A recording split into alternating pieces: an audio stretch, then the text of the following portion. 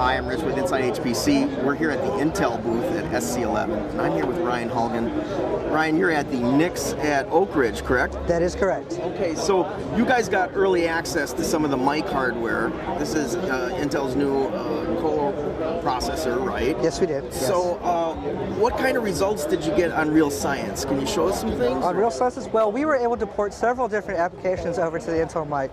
In particular, we have CFD code, cosmology, and chemistry. Some of these, like for cosmology, we had Enzo.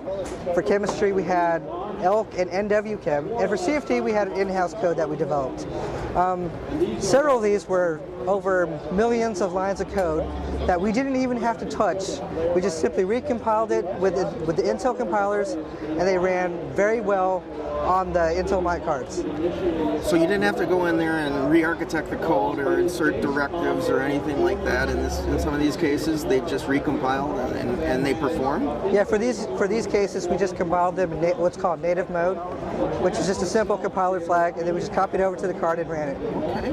So were there any surprises when you get these new devices, right? They're prototype. Were there any aha moments? Well, we were surprised that the codes were scaling very well. In fact, in the Euler equation solve that I've got, I was able to achieve a speed up of 32 across 96 cores. It was very impressive. Now, is that like an embarrassingly parallel kind of code, just in its nature, or would you say? It's somewhat embarrassingly parallel. It's more of an iterative numerical algorithm. Okay. So what was the most exciting speed up? There was oh wow kind of thing. Just getting 99% of 32. There are only 32 cards on these 32 cores on these cards that we were playing with. Yeah.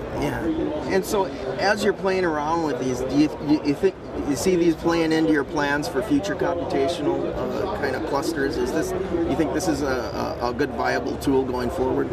Oh, absolutely. It was very easy to use. It's working well with some hybrid OpenMP MPI codes that I've been testing, and it's looking very promising for the scientific community.